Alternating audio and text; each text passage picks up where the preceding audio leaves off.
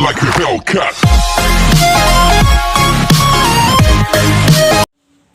Hi student, myself Vikas sir, VP sir, my coaching VPS coaching centre. आज पढ़ने जा रहे हैं कोऑर्डिनेट कंपाउंड। आपका ये 12th का टॉपिक है। इसमें सबसे पहले हम लोग पढ़ेंगे सॉल्ट के बारे में। सॉल्ट जैसे कि हम सॉल्ट जानते हैं कि combination of acid and base. Acid and base को जब मिलाते हैं आपका क्या फॉर्म होता है? सॉल्ट। और ये सॉल्ट जो होते हैं वो टू टाइप के होते हैं, एक सिंपल सॉल्ट और एक कॉम्प्लेक्स सॉल्ट या मिक्स सॉल्ट कह सकते हैं उसे। एक simple salt and mix salt. Understand? चलिए, सिंपल सॉल्ट किसे कहते हैं? In which only one cation and one anion is called simple salt. जिसमें सिर्फ एक कैटायन हो और एक एनायन हो, तो इससे बनने वाले कंपाउंड को कहते हैं, इससे बनने वाले सॉल्ट को कहते हैं सिंपल सॉल्ट। जैसे N के ऊपर प्लस होता है और Cl के ऊपर माइनस, एक कैटायन एक एनायन दोनों मिला देंगे तो NaCl, ये सिंपल हो जाएगा जिसमें सिर्फ एक कैटायन और एक एनायन हो। चलिए, mix salt, one and more than one cation and anion part, जिसमें एक से अधिक या तो कैटायन हो या तो एनायन हो, तो ऐसे कैटायनिक या एनायनिक पार्ट से जो सॉल्ट बनता है उसे कहते हैं मिक्स सॉल्ट। चलिए पढ़ते हैं मिक्स सॉल्ट के बारे में, एग्जांपल देखते हैं। लाइक FeSO4, Al2SO4 का होल थ्राइज और 24H2O, ये एलम का फार्मूला है। जैसे कि आप लोग जानते हैं कि क्या गलती तो मिक्स सॉल्ट देखिए, मिक्स सॉल्ट का एग्जांपल जैसे कि हम जानते हैं कि potassium aluminium sulphate, potassium aluminium sulphate 24H2O, ये आपका फ्रैक्चरिंग का फार्मूला होता है। ऑलम पढ़ते हैं इसको, या तो इसको जब ब्रेक डाउन करेंगे इसको आयनों के फॉर्म में, तो आपका टूटेगा K+ के फॉर्म में एंड SO4 2- के फॉर्म में और एल्युमिनियम 3+ के फॉर्म में। तो देखिए, वन से अधिक कैटायन या एनायन, इसमें कैटायन है तो दो या दो से अधिक कैटायन जिसमें हो, ऐसे सॉल्ट को कहते हैं मिक्स सॉल्ट। या अब मिक्स सॉल्ट दोस्तों फ्रेंडों दो प्रकार के होते हैं। एक आपका होता है डबल सॉल्ट, एक होता है कोऑर्डिनेट सॉल्ट। देखिए अब इसके भी टू टाइप होते हैं, एक होता है डबल, एक होता है आपका कोऑर्डिनेट सॉल्ट या कंपाउंड। तो डबल सॉल्ट और कोऑर्डिनेट कंपाउंड कहते किसे हैं? पढ़ना देखिए दोस्तों हमें यह, ओके बच्चों, हमें यह टॉपिक पढ़ना है। चैप्टर नाम है हमारा कोऑर्डिनेट कंपाउंड। तो डबल सॉल्ट किसे कहते हैं और कोऑर्डिनेट कंपाउंड किसे कहते हैं? डबल सॉल्ट वे होते हैं जो वाटर में डिजॉल्व होके आयनाइज हो जाते हैं, मतलब आयनों के रूप में ब्रेक डाउन हो जाते हैं, आयनाइजेशन हो जाता है। आयनाइजेशन ऑफ सॉल्ट, जिन सॉल्ट का आयनाइजेशन हो जाए, मतलब कि आयनों के रूप में टूट जाए, उसे कहते हैं डबल सॉल्ट।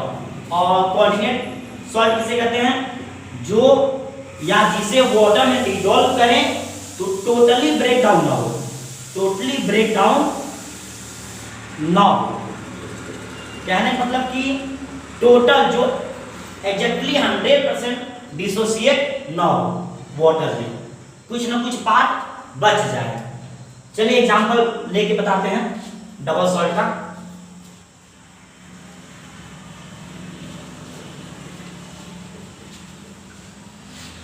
देखिए डबल सॉल्ट, जैसे फिटकरी का हमने एग्जांपल बताया था K2SO4 Al2SO4 का होल थराइज 24H2O।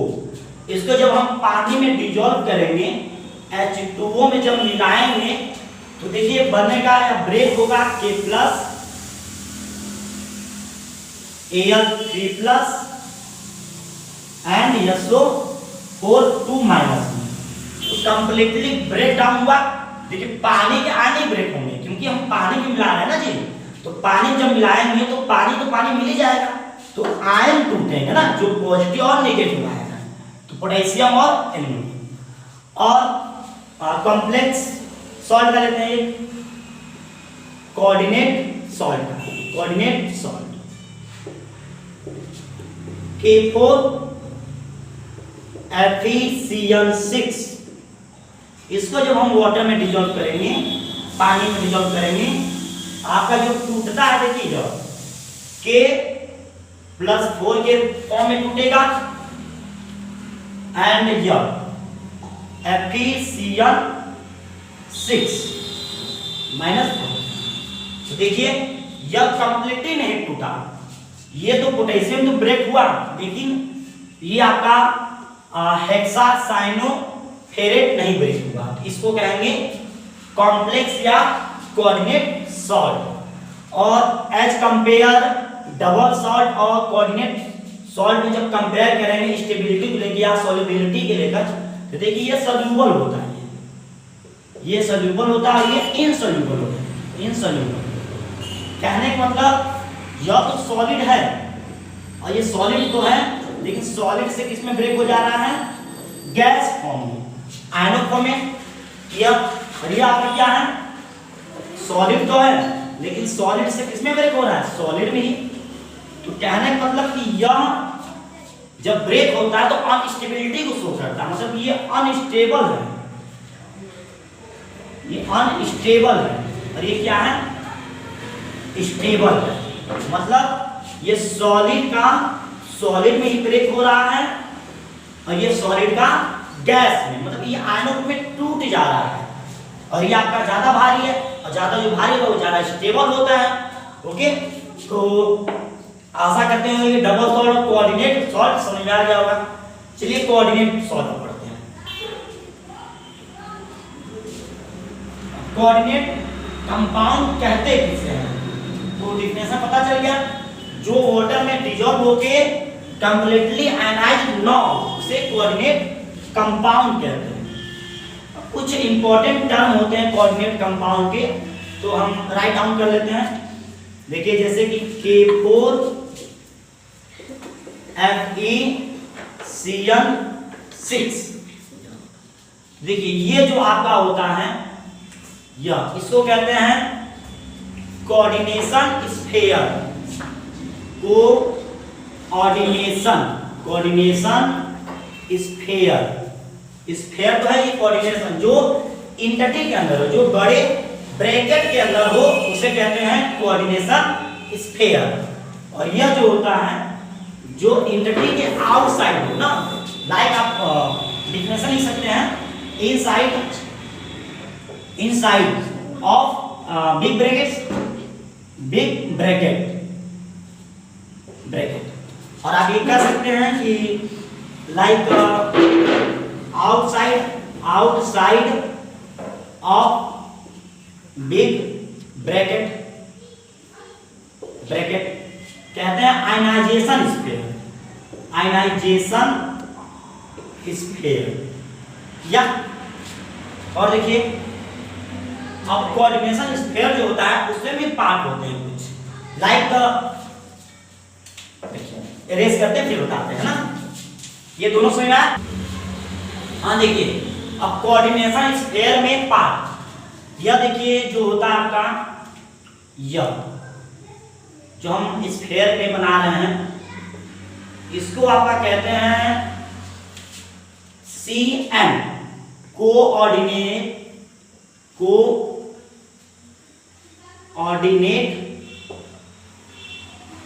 नंबर या कोऑर्डिनेशन नंबर, कोऑर्डिनेशन भी बोलते हैं, कोऑर्डिनेशन नंबर CN कहते हैं।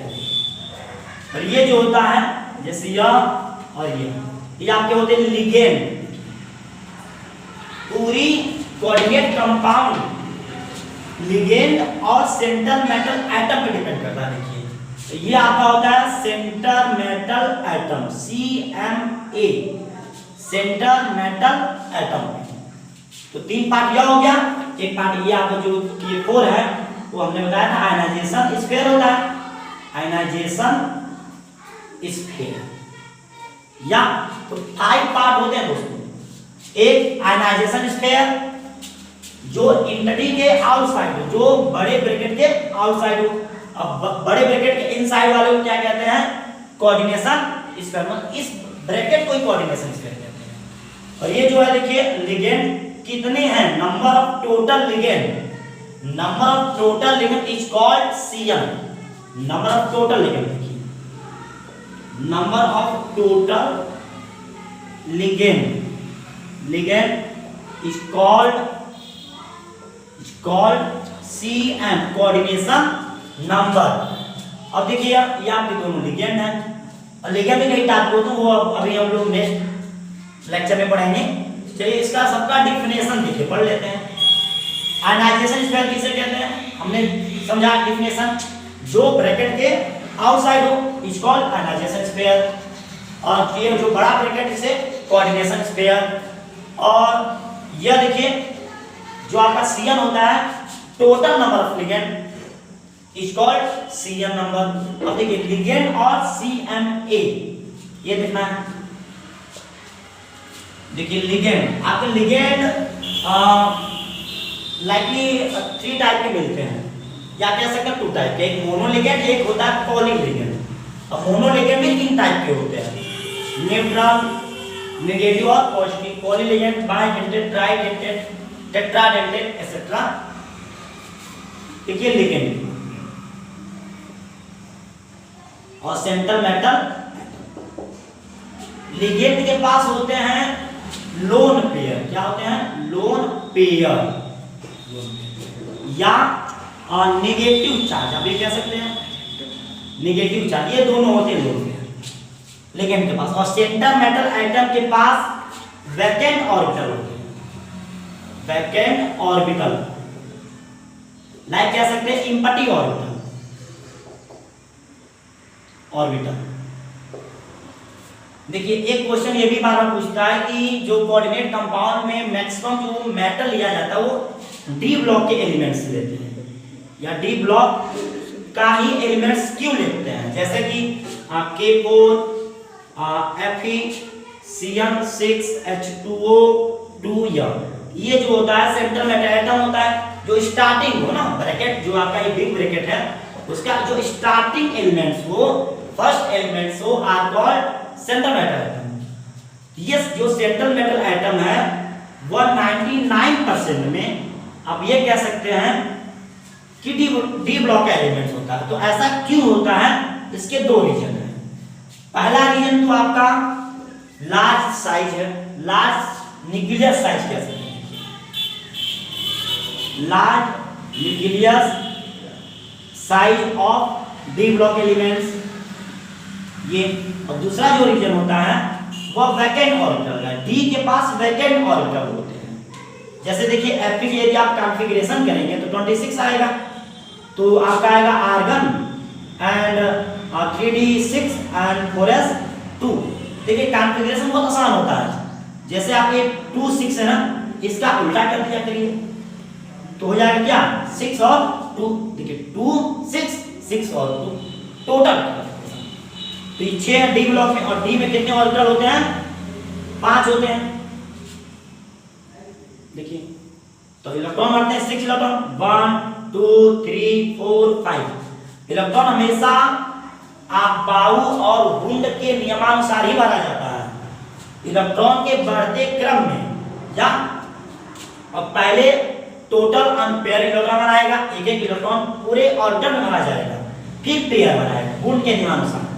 तो 5 फिलअप कर दिए, 6 1 2 3 4। यहाँ पे 4 इम्पटी ऑर्बिटल है। देखिए 4 मतलब कि आप पेयर बना सकते हैं, दोनों पेयर बना दीजिए। लाइक ये वाला यहाँ, ये वाला यहाँ, ये ऐसे। तो ये 2 तो बच गया, इसको कहते हैं इम्पटी। इम्पटी ऑर्बिटल होने के कारण वह लोन पेयर को एक्सेप्ट करता है।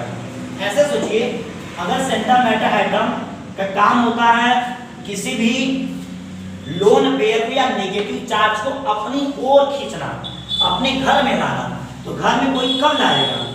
जब उसके बाद वैकेंट ऑर्बिटल हो, वैकेंट होम हो, वैकेंट घर हो। जब घर ही खाली नहीं रहेगा तो कैसे कोई आएगा? तो सेंटर मैटर एटम। तो क्यों सेंटर मैटर एटम अधिकांश से डी ब्लॉक के एलिमेंट्स होते हैं पता चला? क्योंकि ऑर्बिटल वैकेंट ऑर्बिटल होते हैं। ओके, वैकेंट ऑर्बिटल होने के कारण आपके अधिकांश से जो मेटल होते हैं वो डी ब्लॉक के। तो देखिए, तो लिगेंड कहते हैं किसे हम? लिगेंड जो अपने लोन पेयर को सेंट्रल मेटल एटम के वैकेंट ऑर्बिटल में भेजे। क्या करिएगा? जो अपने लोन पेयर को, ये जो लोन पेयर इलेक्ट्रॉन है, उस इलेक्ट्रॉन को इस सेंट्रल मेटल एटम जो इम्पटी ऑर्बिटल है उस ऑर्बिटल में भेजता, और जिस बॉन्ड से भेजता है उस बॉन्ड को कहते हैं कोऑर्डिनेट बॉन्ड। ओके, तो देखिए, अपने लोन पेयर को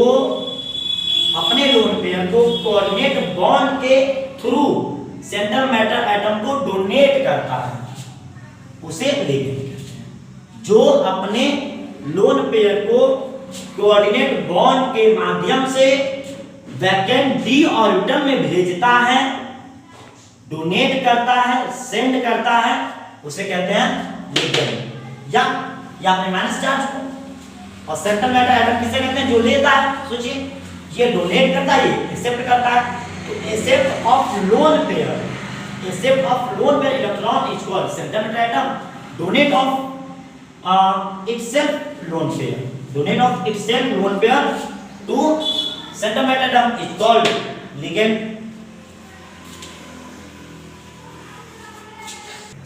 ओके, अब लिगेंड, अब टोटल ओवरऑल हमने कोऑर्डिनेट कंपाउंड का समरी बताया दोस्तों, जैसे कि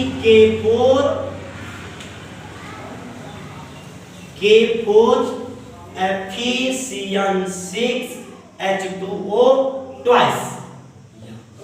तो सबका definition: ionisation sphere, centre matter atom, ligand, coordination number और कोऑर्डिनेशन स्फीयर। सबका ये 5 इंपॉर्टेंट टर्म है इन कोऑर्डिनेट कंपाउंड। ओके, तो ओके स्टूडेंट, अब नेक्स्ट लेक्चर में मिलते हैं। तब तक के लिए वेट एंड वॉच।